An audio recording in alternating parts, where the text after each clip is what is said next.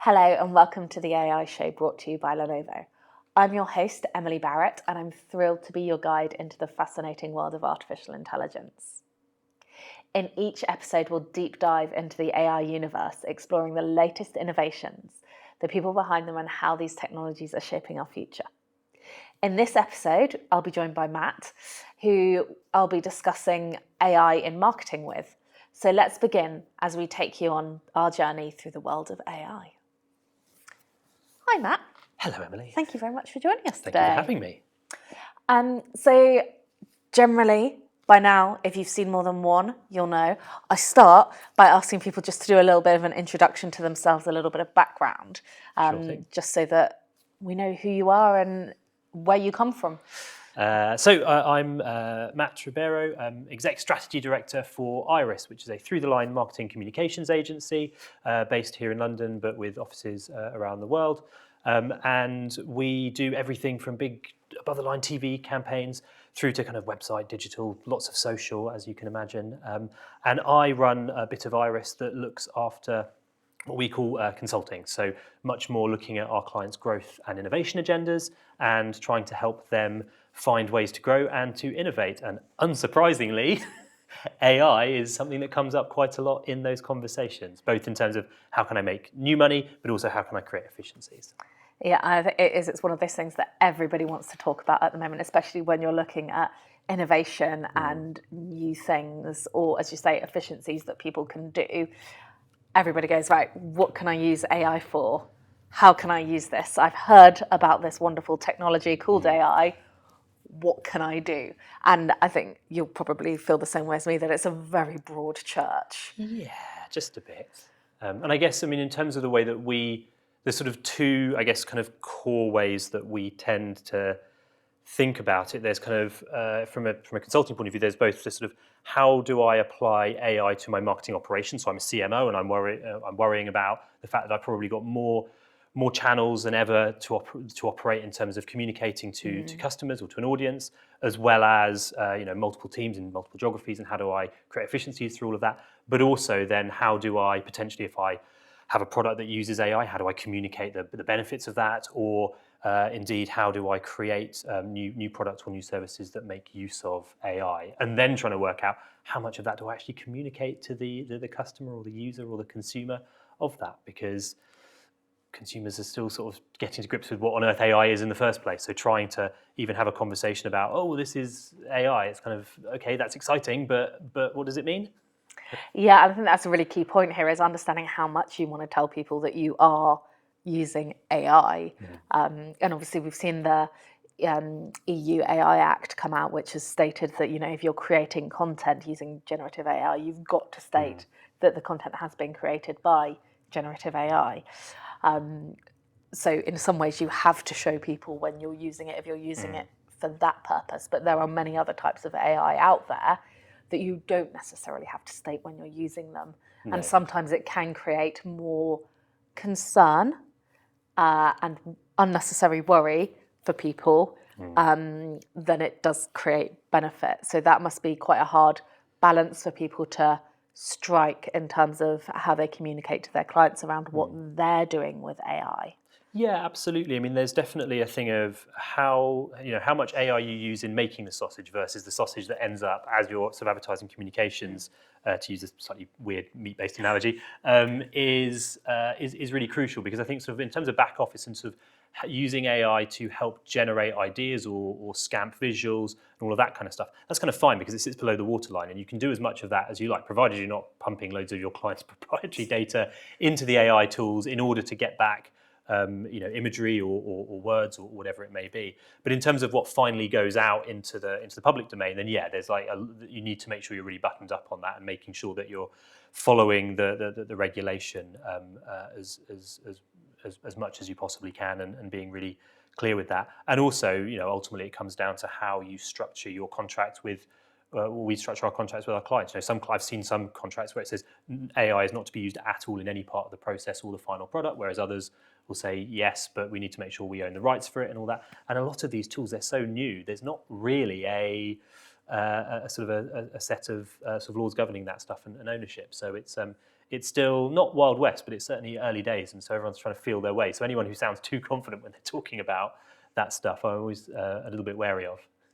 And I think that's a really good point, that we are still all figuring this out, right? We are sat here talking about it, but it's a massive learning process for everybody, and it's a constantly changing landscape as well. Rules, regulations are changing constantly. People's perception, people's viewpoints are changing. What people are aware of is changing as well, on a day-to-day basis.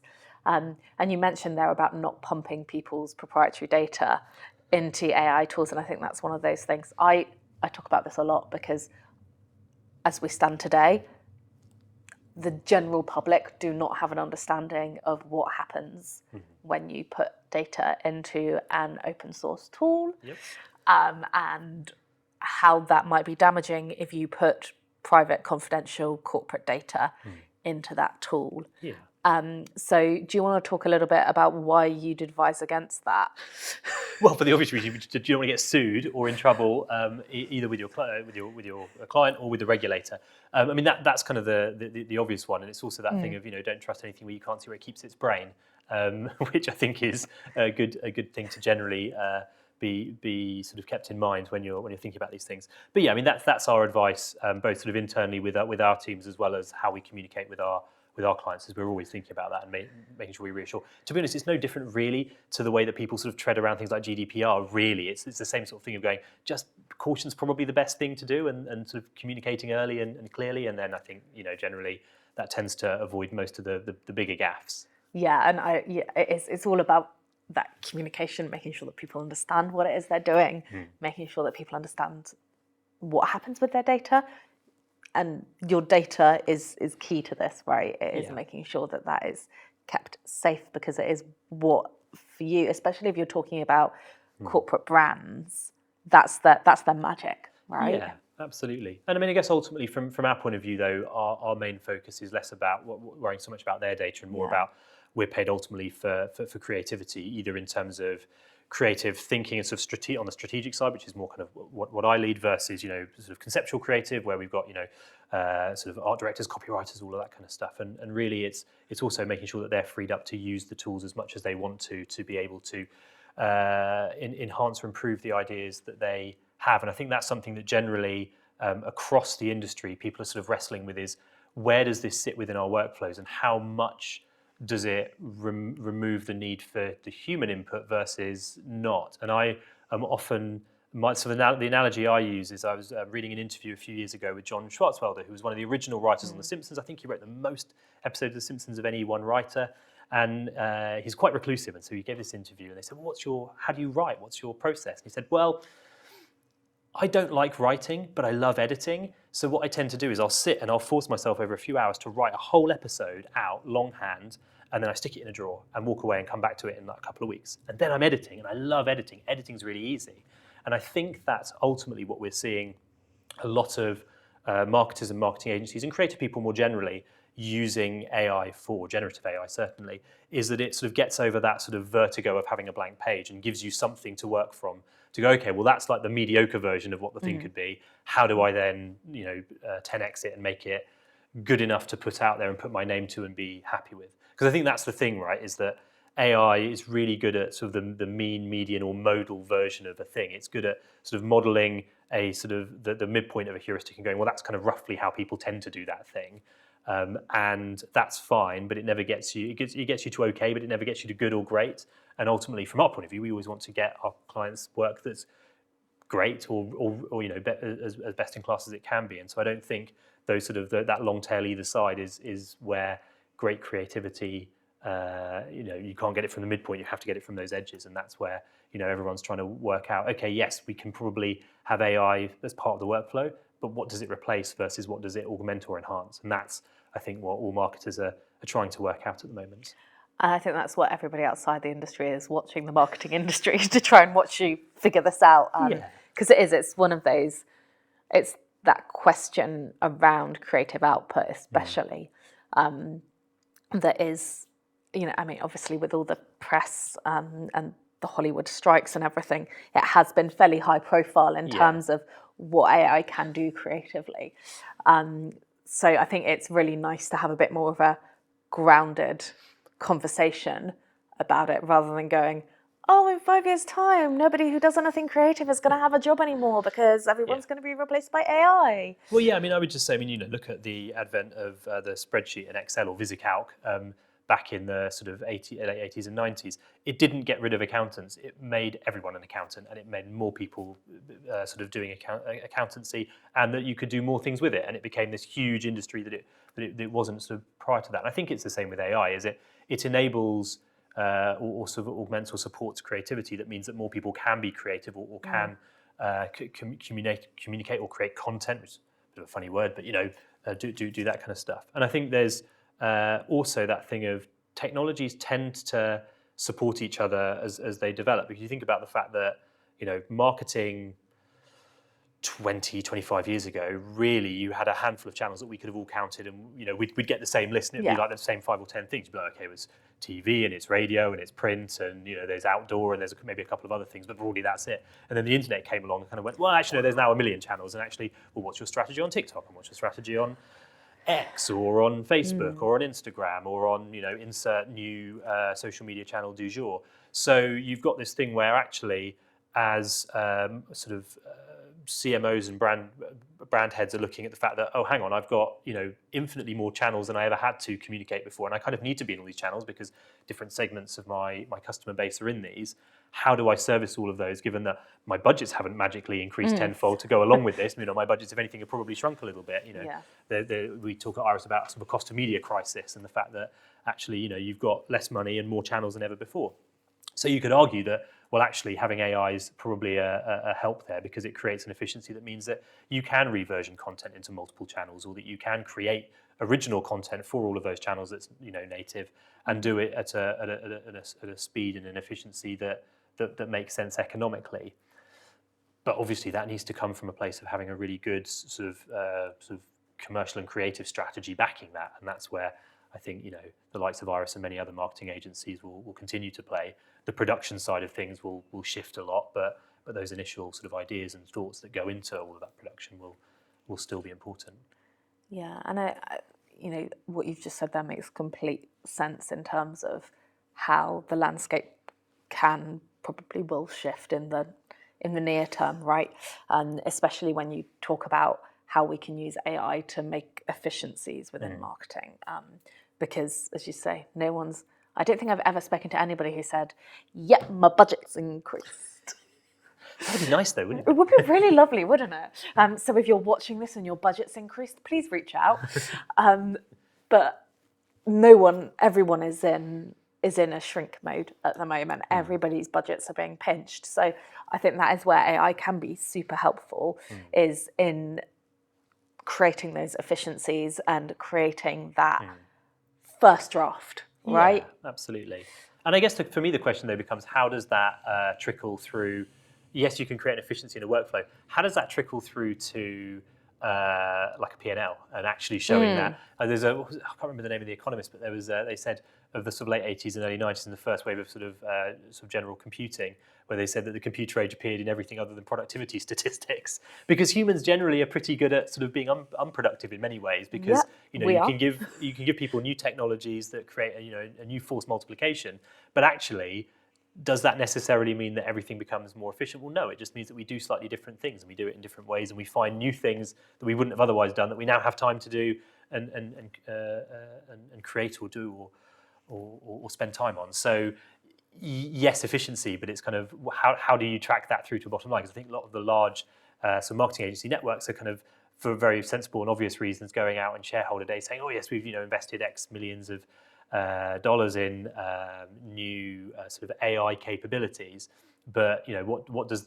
that actually translate to in terms of an efficiency gain or a saving, versus does it improve the product? And actually, if that's kind of the end game, as a marketer, do I care about efficiency versus effectiveness? And actually, in marketing, very often you talk about the effectiveness of marketing being to prove the return. And does it matter if you could be more efficient, but if the effectiveness drops as well, What's the point? Whereas if you can sort of remain as efficient but become way more effective, that's probably more important. And certainly from a selling things point of view, which is ultimately sort of the business that marketeers are in, I would say that that's probably more important. So yes, there's an efficiency question, and obviously the number people and those people outside of marketing will look and go, oh, there must be an efficiency gain to be had there. But actually, it's for me the question will always become, okay, but what about effectiveness? How can we make this better at what it does? And some of that's about can we create multiple versions and multivariate test them to work out the best version of what this line could be or this visual.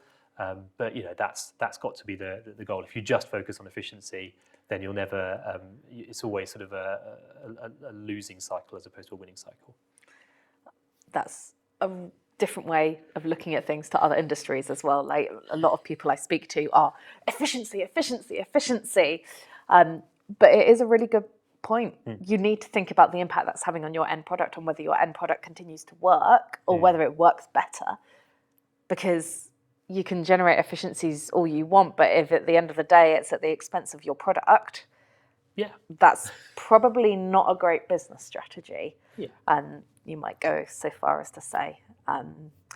There are loads of different ways that you can use AI within every industry, but I think especially marketing is one of those where you look at it and you go, whoa, there's loads you could do here. So in terms of how you're using AI internally, we've kind of talked a little bit around the other side of the Iris business. On your side of the business, are there things you're using?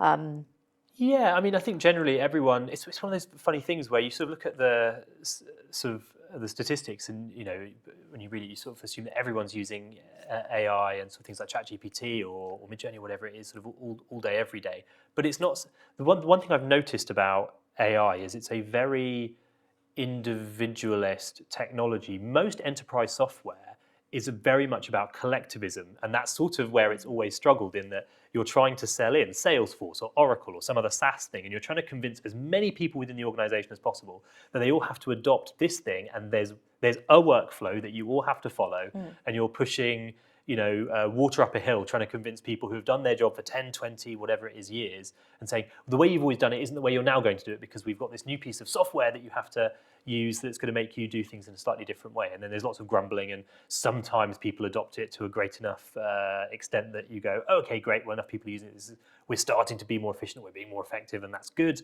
We're selling more stuff, or we're doing whatever it may be.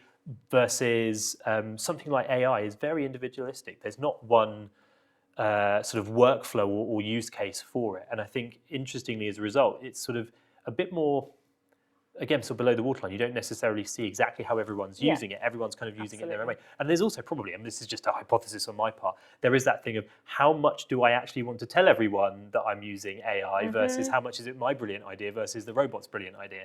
So I think everyone sort of uses it, but I think certainly within my company, I know, speaking with colleagues, lots and lots of people use it for everything from, I needed to take this sort of 500-page, so we do a lot of work with healthcare businesses. So, you get these sort of 500-page PDFs of like sort of clinical trial study stuff. And you're like, okay, I need to be able to work out from all of this, what are the 3 things I can say about this new drug or this new health technology that would be sort of a USP. And you go, well, I'm not going to read 500 pages of this. And actually, I'm going to struggle to understand most of it because it's in very technical language. But if I can point an AI at it and read through that and extract the information I need, and I can query it and get citations for it, brilliant, well, I'll do that. And so, some people are doing that. Or you go into the creative department and someone's going to be, using Midjourney to scan visuals, to create mood boards for or whatever. Within my team, we've been experimenting with sort of in workshops trying to generate ideas. We kind of say, okay, well, let's get all the sort of mediocre ideas out on the table by querying ChatGPT and seeing what it would give us. And, that doesn't give you great ideas, but it gives you a starting point. Again, it gets away with that sort of vertigo of the blank page, and it goes, okay, well, that's a bit crap, but we can build on it and we can do better stuff. So I think it's being used in lots of different ways, but what's sort of interesting about it is, as I say, it's a very individualistic technology. It doesn't require everyone to adopt it at the same speed and in the same way. And so it means that everyone's kind of finding their way around it. And what we're trying to do is create sort of working groups where we can share knowledge and help everyone sort of level up and see what they can achieve with it, and then distribute that as evenly as we can around the organisation. It sounds like a really sensible way of tackling it, because I think it's a really good point you make. Everybody has their own individual level with things, and making sure that everybody gets comfortable with AI is can be difficult, right? It's the same as trying to get everybody comfortable with any other new technology. You know, you hand an Android user an iPhone, and it takes a little bit of time to make that switch. And vice versa, right? Yeah. It's the same principle with anything. There's a little bit of time and a little bit of sitting with it and getting comfortable with it and playing with it that has to happen. Yeah. I just want to pick up on something you mentioned there. So you were talking about how you're using AI to ingest that 500-page medical research document. Has it changed, and are you using it to do more research on your clients to help them understand the general perception of their brand as well? I mean, yes, but I would say that that's something we've been doing for a long time anyway, because for me, that's how much of that's AI versus just a generalist machine learning thing that's existed in things like social listening tools for the best part of a decade or more. So yes, it does enable you to do that at speed and scale, and to be able to extract sort of themes or regular stuff. And again, for me, it's that thing of, we say AI, and it's sort of, there's lots of different things, because Gen AI, I don't want that going anywhere near perception of brand, because the reality is it's making it up. You know, it's creating something that looks like an answer to something that looks like your question. It's not actually giving you, citable, actual factual information, versus machine learning, where you can point it and say, right, okay, here's a corpus of data. Go and tell me, what can I learn about it? So yes, but I would say on that score, it's much more about using machine learning than it is about sort of a Gen AI thing where it's making it up ultimately, and we still need to remember that it's not. That's where lawyers in America have gotten into trouble by trying to cite case law that doesn't exist, because it's very plausibly made up something. And you can have the same thing where you go into your client and say, we've got this amazing insight, and you go, oh well, actually, but it's sort of based on nothing. A hallucination. Which is interesting, because I know one of the big shifts in marketing is this idea of what are called synthetic personas, and being able to create focus groups with synthetic personas, where you can ask these synthetic personas what they think of your new advert, or your new tagline, or your new USP, or whatever the thing may be.